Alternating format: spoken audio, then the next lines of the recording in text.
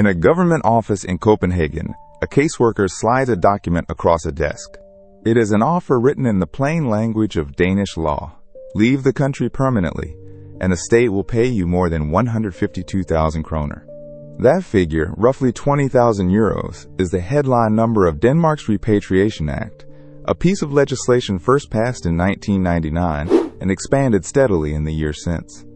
The money is not a loan. It is not a bribe in any legal sense. It is a formal transaction between a state and a person, and its terms are precise. To accept the payment, a migrant must sign away something that cannot easily be recovered: the right to return and reside in Denmark. Residency permits are surrendered. Future claims are waived. The door closes behind you, and the closing is the point.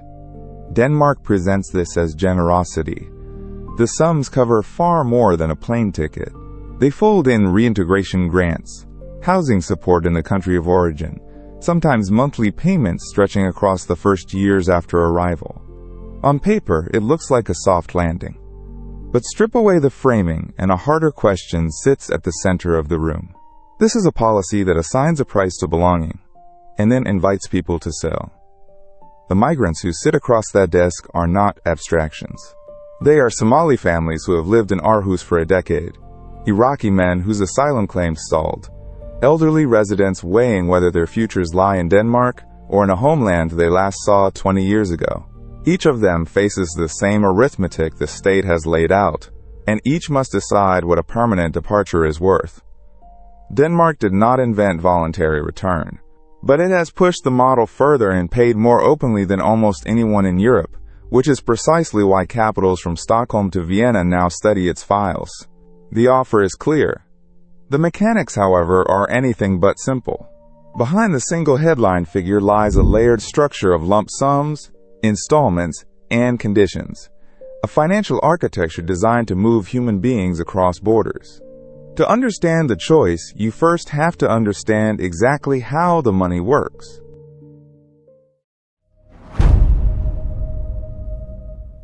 The payment is never a single number. It is a sequence, engineered to release cash at the moments a returning migrant is most likely to stay gone.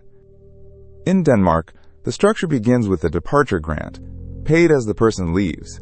It continues with a reintegration allowance, and in many cases, a monthly stipend that can run for 5 years, calibrated to the cost of living in the destination country. The total, exceeding 152,000 kroner per adult, is deliberately front-loaded and back-secured, enough to make leaving feel possible, enough held back to make returning feel foolish. Across Europe, the components repeat with local variation. There are lump sums handed over on arrival, typically between 1 and 4,000 euros. There are travel costs, covering flights and excess baggage. There are reintegration grants, often larger, paid in installments and tied to proof. A lease signed, a business registered, school fees receipted. The International Organization for Migration frequently administers this verification, acting as the operational bridge between a European treasury and a returnee in Kabul, Baghdad, or Mogadishu. But the money is only half the contract. The other half is a signature. To receive the funds, recipients must formally renounce their residency and, crucially, their right to return. In Denmark, this renunciation is near total. The Repatriation Act treats departures permanent, with narrow and rarely used windows to reverse course. Elsewhere, the language is softer, but the intent identical. You are being paid to make your absence legally durable. This is the transaction stripped bare. A state calculates the cost of a person remaining, weighs it against the cost of their leaving, and offers a price to convert the first into the second. The installments are not kindness. They are risk management, a way of ensuring the state's investment does not simply walk back through the airport in 6 months. For the migrant, the offer is real cash against an irreversible surrender.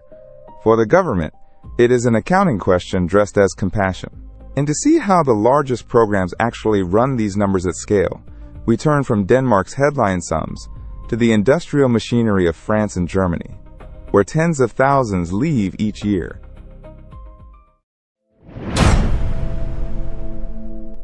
If Denmark sets the tone with its high per-person sums, France and Germany set the scale, These are the volume operators of European voluntary return, moving people not in hundreds, but in tens of thousands annually. France runs its aide au retour through the Office Français de l'Immigration et de l'Intégration. The payments are modest compared to Denmark's, often a few hundred to a few thousand euros per adult, scaled by nationality and family size, but the throughput is enormous. In peak years, the program has assisted well over 10,000 departures, and the French state markets it aggressively inside reception centers and detention facilities, where the offer arrives at the moment a claim collapses. Germany operates two intertwined schemes. REAG covers travel costs, the flights, the transit, the logistics of physically leaving. GARP layers reintegration money on top, with amounts that vary by country of origin, larger sums directed toward Afghanistan, Iraq, and Somalia to make the destination viable. Together, REAG and GARP have supported tens of thousands of returns in busy years, spiking sharply after the 2015 arrivals overwhelmed German asylum capacity. Berlin has treated the programs as a pressure valve, expanding budgets when reception systems strain. Behind both national machines stands the same operator, the International Organization for Migration. The IOM books the flights, coordinates with authorities in destination countries, and disperses reintegration funds against evidence. It is the connective tissue that lets a French or German ministry promise a payment in Europe and deliver it months later in a village half a world away. Compare the budgets and a pattern emerges. France spends less per head, but processes high numbers cheaply. Germany pays more generously, but ties funds to reintegration outcomes it hopes will prevent remigration. Denmark spends lavishly per person on relatively few. Three philosophies, one shared premise, that assisted departure is more efficient than the alternative. And that premise rests entirely on a claim governments repeat like scripture, that a voluntary return costs a fraction of a forced deportation. It is the number that justifies every program, the figure that opens every budget line. But does the accounting actually hold? And where do the promised savings really land?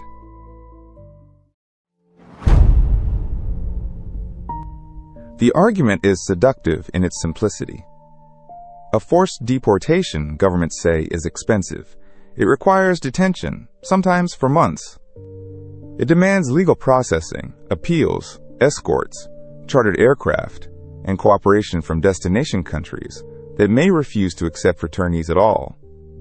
Estimates vary, but European officials routinely cite figures placing a single forced removal at tens of thousands of euros once every cost is counted. Against that, a voluntary return looks like a bargain, a departure grant, a scheduled flight, a reintegration payment. All of it can total a fraction of the forced removal price. Denmark's high sums still fall below the cost of a contested, resisted expulsion. France's cheaper model looks cheaper still. The accounting logic is clean. Pay someone to go willingly, and you avoid the entire apparatus of coercion. But the arithmetic deserves scrutiny. The savings only materialize if the comparison is fair, and often it is not. Many who accept voluntary return would never have been forcibly deported at all. Their claims were weak, their departures likely, their removal impractical because their home country would not take them by force. Paying such a person is not a saving against deportation. It is a new cost the state chose to incur. Economists call this the deadweight problem, money spent to produce an outcome that might have happened anyway. There is a second gap. The headline per return figure rarely captures administration, IOM fees, verification, and the monthly stipends that stretch for years. A Danish return advertised at 152,000 kroner can cost considerably more once the full reintegration package is tallied. And the promised long-term savings, reduced welfare, housing, and integration spending, only accrue if the person stays away permanently. That is the load-bearing assumption on which the entire cost argument rests. Governments book the saving on the day of departure, as though the ledger closes at the airport gate. But budgets and human lives do not close so neatly. The money assumes a permanence it cannot guarantee. So who actually accepts these offers, and why? The cost logic treats returnees as a uniform population making a rational choice. The reality is far messier, a spectrum of people driven by pressures the accounting never records.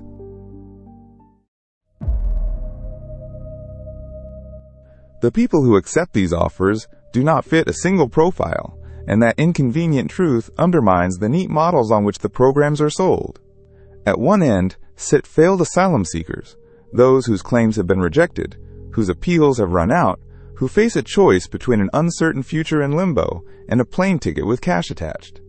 For them, the offer often functions as the least bad option, taken not freely but under the shadow of eventual removal.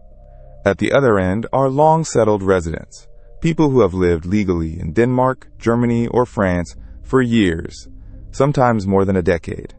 They hold jobs, or held them. Their children may speak Danish or German as a first language. For these families, the money represents something different, a lump sum large enough to fund a return to a homeland they still feel bound to buy a house or start a business in Anatolia, Kurdistan, or Somalia, in a way their European earnings never could. Denmark's high grants are aimed squarely at this group. Then there are the pressures that never appear on any application form. Debt is a constant. Many migrants borrowed heavily to reach Europe, and the promise of a lump sum can look like the only route to clearing what they owe, to smugglers, to family, to lenders back home. Others are ground down by years of processing, by hostile political climates, by the daily friction of living somewhere that has made its unwelcome clear. Some accept while still awaiting a decision, gambling on cash now over a permit that may never come.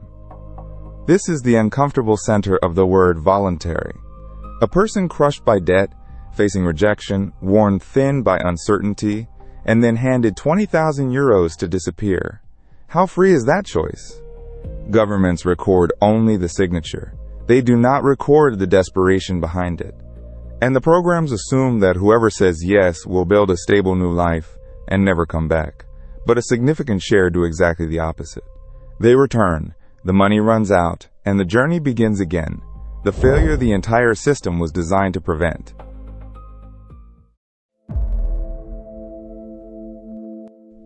The grant lands in a bank account in Kabul, Baghdad, or Pristina. Then what? Danish, German, and IOM records that track returnees beyond the airport are thin, but the fragments that exist are troubling. Reintegration funding, often 3,000 to 4,000 euros under Germany's Starthilfe Plus, is designed to launch a business, rent a home, restart a life.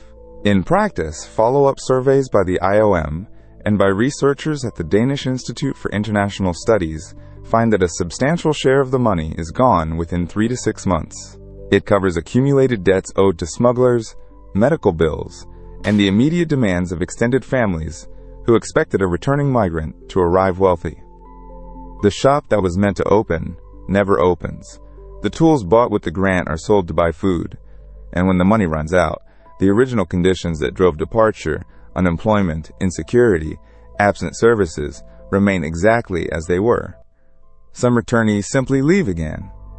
Remigration is the quiet failure these programs rarely publicize. A person who signed away the right to return to Denmark can still cross into Turkey, board another boat, and re-enter Europe under a new identity or through a different member state, because biometric flags are inconsistent and enforcement is fragmented. Studies of West African returnees show remigration intentions running high within a year of arrival. For some, the grant funds the next journey rather than ending it. This exposes the central assumption on which the entire cost argument rests, that a voluntary return is permanent. If a meaningful fraction of returns dissolve, the state has paid tens of thousands of kroner or euros to relocate a person temporarily, only to face the same file reopening months later. Durable reintegration requires jobs, stability, and institutions in the country of origin, precisely the things a one-off payment cannot manufacture. The programs measure success at the departure gate, not 2 years on the ground. That accounting gap conceals how many returns quietly reverse. But the failures are not only economic. They cut to a deeper question that human rights lawyers, ethicists, and the migrants themselves keep raising. When someone accepts money to leave, Is that choice ever truly free?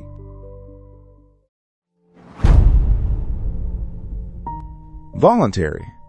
The word does enormous work in these programs, and human rights organizations argue it collapses under scrutiny. The European Council on Refugees and Exiles, Amnesty International, and the Danish Refugee Council all press the same point. Consent given under pressure is not consent at all. Consider the conditions in which the offer arrives. A rejected asylum seeker faces detention or forced deportation. A resident is told benefits will be cut, work permits denied, family reunification blocked. Against that backdrop, a lump sum of 152,000 kroner is not a neutral choice between staying and leaving. It is the least bad option in a corridor with no good doors. Lawyers call this constructive coercion. The state engineers the desperation, then presents payment as generosity. The signature renouncing the right to return, obtained in that state, cannot be described as free in any ordinary sense. There is a dignity argument too. Critics say attaching a price to a person's departure treats residence as a transaction and reduces the human being to a line in a budget. The offer says, in effect, that presence is a cost to be bought off. Defenders counter that the alternative, handcuffs, a charter flight, a police escort, is far more degrading, and that giving someone money and a plane ticket restores a measure of agency compared to forced removal. Both can be true. A voluntary return may be more humane than deportation, while still being something less than genuinely chosen. Beneath all of this sits a broader accusation that Europe is outsourcing its borders. By paying people to go and funding reintegration abroad, wealthy states shift responsibility onto countries of origin that are poorer and less equipped, exporting the problem while keeping the moral distance. The IOM administering these schemes occupies an uncomfortable middle ground, branded by some as a humanitarian actor and by others as a deportation contractor in softer clothing. The ethical ledger stays unbalanced, and yet, unresolved as it is, the model is spreading. Governments across Europe have looked at Denmark, France, and Germany, and decided the controversy is worth inheriting. Policy travels. When Denmark demonstrated that a country could pay migrants to leave and survive the outrage politically, its neighbors took notes. Sweden, long the Nordic exception with its open reception traditions, reversed course. In 2024, its government announced a dramatic expansion of return incentives, proposing grants of up to 350,000 kroner per adult, an amount that dwarfed the previous token sums, explicitly citing the need to compete with Denmark's model and reduce a migrant population it now framed as a fiscal burden. The Swedish shift stunned observers, precisely because of how far the country had moved. Norway operates its own assisted return schemes through the IOM, and Austrian politicians have repeatedly floated raising payments and tightening the conditions that push people toward the exit. The pattern is unmistakable. A mechanism once confined to a handful of programs is becoming a standard instrument of European migration policy. What is spreading is not only the payment but the political logic behind it. Denmark's precedent gave cover. It showed that framing return as voluntary, humane, and cost-saving could neutralize the accusation of cruelty that clings to forced deportation, while achieving a similar outcome, fewer migrants remaining. For governments facing electorates anxious about immigration and budgets, that is an attractive package. The IOM's operational reach means the infrastructure already exists to scale up. The flights, the counseling, the reintegration partners in dozens of countries. Adding money is the easy part. Yet as the incentives climb, from Denmark's 152,000 kroner toward Sweden's proposed 350,000, a question sharpens. Higher payments make the offer harder to refuse, which strengthens the coercion critique even as it boosts uptake. The more effective the incentive, the less voluntary it looks. Europe is converging on a policy whose success and whose ethical problem are the same feature. So we return to the central question this film set out to answer. Across Denmark, France, Germany, and now Sweden and beyond, billions in public money are being channeled into paying people to leave. Does it work? Does it save what it claims to save? Does it end anything at all? The evidence is now in front of us, and it points toward a single uncomfortable verdict.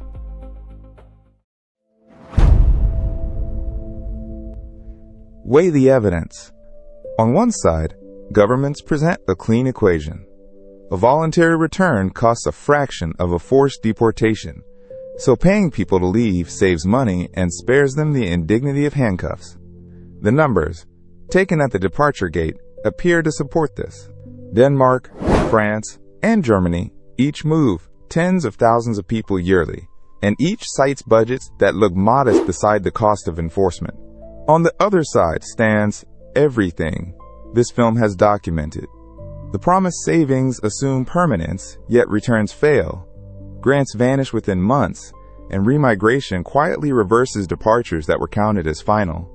The reintegration funding cannot build the jobs, security, and institutions that a one-off payment was never capable of creating. The word voluntary buckles under the pressure of detention threats and withdrawn benefits, until consent becomes coercion wearing softer clothes. And the accusation of outsourcing borders remains unanswered, as wealthy states export their difficulties to poorer countries and call it generosity. So which is it? Solution or controversy relocated? The honest answer is that these programs do not resolve the tension between money, borders, and choice. They move it. They shift the cost from the enforcement budget to the reintegration budget, from this year's ledger to next year's reopened file, from European soil to foreign ground where the same pressures wait. The controversy is not dissolved. It is displaced across space and time, made less visible, but no less real. What spreads across Sweden, Norway, and Austria is not a fix but a franchise, a way of managing appearances while the underlying conditions that drive migration continue untouched at both ends of the journey. A payment can buy a plane ticket and a signature. It cannot buy stability in a country of origin, nor certainty that the person will not return, nor an ethical clearance for the pressure that produced the choice. Europe has found an instrument that satisfies budgets and politics in the short term and leaves the deeper problem exactly where it stood. On the evidence gathered here, the conclusion is unavoidable. Paying to leave solves nothing permanently.